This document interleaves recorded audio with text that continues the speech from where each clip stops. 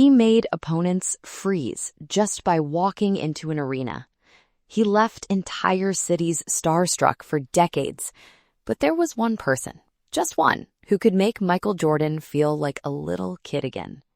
And the answer tells you everything about who truly transcended sports. What is going on, everyone? Welcome back. Michael Jordan is widely considered the greatest basketball player who ever lived. His presence has a gravitational pull that affects almost everyone who encounters him. Athletes, celebrities, world leaders, it does not matter. People get starstruck around Michael Jordan. That is just how it is. But the question of whether anyone has ever had that same effect on Jordan himself is a fascinating one. And this week, someone who knew him better than almost anyone gave us the answer. Let's get into it. The answer came from Fred Whitfield, Hall of Famer, longtime friend of Michael Jordan, and former president of the Charlotte Hornets. Whitfield was a guest on the Just in Time podcast when he was asked directly whether there was anyone who could flip the dynamic, anyone who could make Michael Jordan turn into a starstruck fan. Whitfield did not have to think for long. The only person he could think of, he said, was Muhammad Ali. He described attending 4 or 5 Kentucky Derbies with Jordan over the years and said Ali was the only person who could genuinely make Michael Jordan turn into a kid. He also mentioned that Jordan idolized basketball pioneer David Thompson, but said Ali was on a different level entirely. Ali, Whitfield said, was a big deal to all of us. That framing, a big deal to all of us, is important.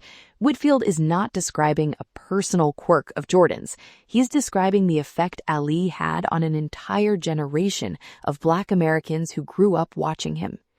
To understand why Muhammad Ali specifically had this effect on Michael Jordan, you have to understand what Ali meant to the generation that grew up watching him and what he represented beyond boxing.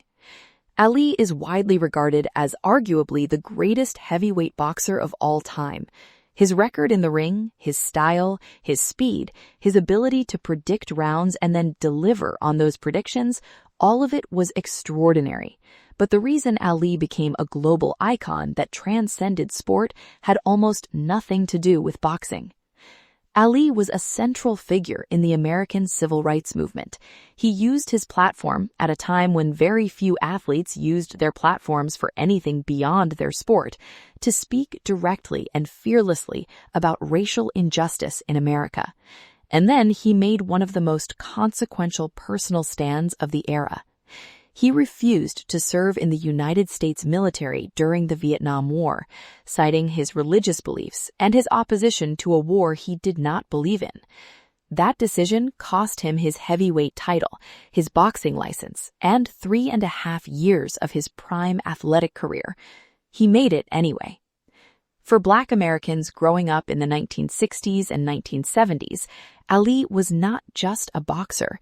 He was proof that a Black man could stand in front of the entire country, refuse to back down from power, and do it with grace, wit, and absolute conviction. Michael Jordan was born in 1963. He grew up watching all of it. The first documented meeting between Michael Jordan and Muhammad Ali came before Game 1 of the 1997 NBA Finals, the series between the Chicago Bulls and the Utah Jazz. Jordan was at the absolute peak of his powers at that point. He had already won 4 NBA championships.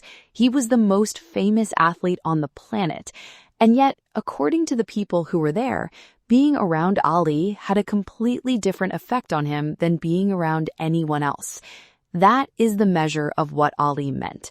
Jordan, at the peak of his fame, meeting someone who made him feel like a kid watching a hero. That dynamic does not happen easily, and it does not happen with many people.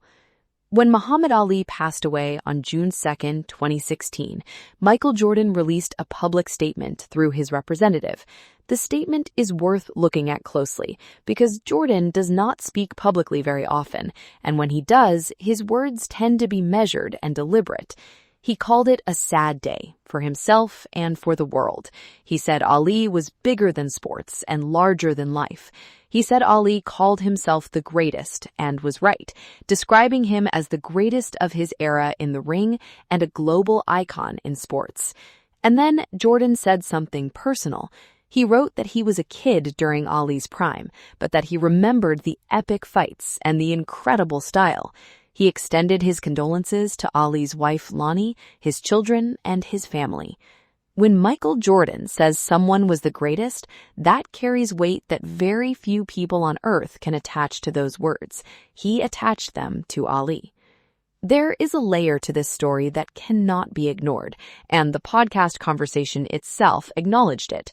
Ali used his platform at enormous personal cost to speak about injustice and inequality. Jordan, at the height of his fame in the 1990s, largely chose not to. The criticism of Jordan for staying silent on political and social issues during his playing career is long-standing and significant.